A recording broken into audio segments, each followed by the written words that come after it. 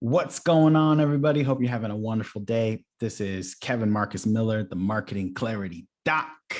Today's all virtual lesson 23. Oop, where's my three?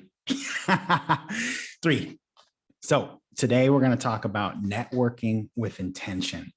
This was a really difficult concept for me to grasp in the beginning of prospecting in my business online, right?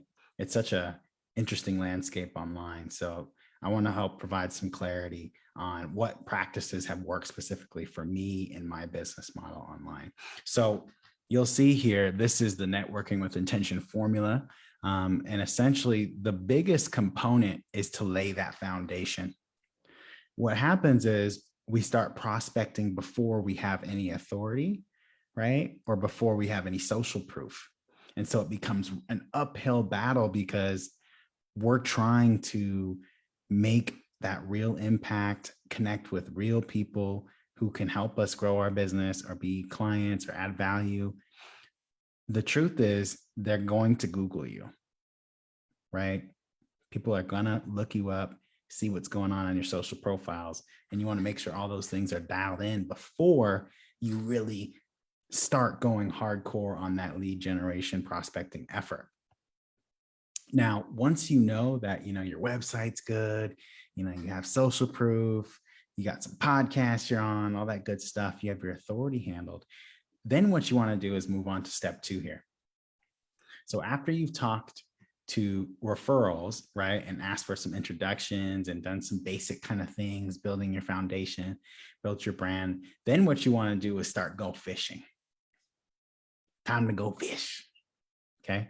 So there's an easier way to do it, right? And then there's a much harder way to do it. And as a CEO, I personally prefer to do things that are smarter, right? And require less effort on my end, right? That's why we delegate as CEOs, right?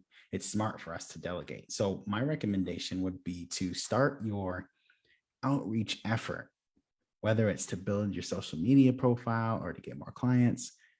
I would start it off with a compliment that is short and unbelievably highly personalized.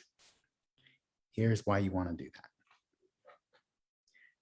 If someone looked up my story on American Heart Association and sent me a really personalized email saying, hey, I read that story. My grandmother just had a sudden cardiac arrest. I was really inspired by that story. Thank you so much for sharing it. How's business? I'm going to want to reply to that email because none of the other emails in my inbox look like that. That's the power of networking with intention, right? You're strategically aligning yourself with the people you want to build relationships with in an authentic way.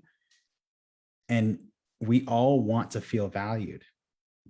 So what better way than to start that engagement with, a compliment, right? So after you've sent that, then they're going to reply, right? Thank you so much. Hope you're having a good day or something, kind of generic, depending on what else you put in that outreach message, right? Then, right, what you want to do, this is something that works incredibly well for me.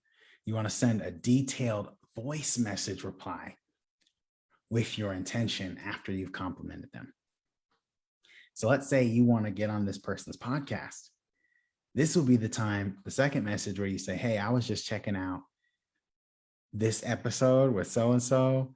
I resonate with that so much. I'm just curious. Have you ever had a sudden cardiac arrest survivor on your podcast before? I'd love to be the first. Notice how I did that transition there, right? It wasn't, hey, can I be on your podcast?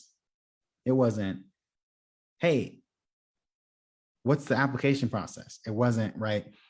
Notice the nuance there.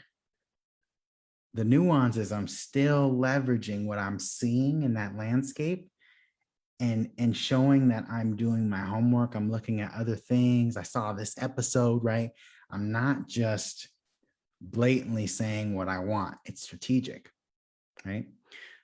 then they're going to say something like, oh no, I've actually never had a sudden cardiac arrest survivor on my podcast or something like that, right? They're going to say something like that, right? Keep in mind, you're asking clear questions. You're always ending with a question. That's what's worked best for me. And so now you're continuing that rhythm in that conversation. What's going to start to happen is they're not going to associate you with all the other people who are asking to be on their podcast or asking for something because of the manner in which you reached out. It's the words, it's the way you reach out. It's not necessarily the frequency or how many messages you sent in a day. I always tell my team this all the time. I'd much rather have 20 unbelievably highly personalized, potent, beautifully written outreach emails than 200 bulk emails per day. And the reason is because the people who you want to resonate, they're going to respect your approach, right? So try to always end each message in that sequence with a clear question and let that conversation unfold. Remember, the meat of the relationship is built on the phone. The tone of the relationship is built in the message. The tone of the message is really important because if you don't give off that good impression, you mess up, we all mess up, right? So you got to move on to the next person, right? If you mess up. So it's important to do your best to try and capture a positive tone, engage that person in an authentic way. And then that way, both of you get value out of the exchange. And so you're networking with intention and purpose. Awesome. So I hope this was helpful. I'll also go ahead and post this in the comments here. Networking with intention formula. Okay. Excellent. All righty. I'll see you next time. Have a good one.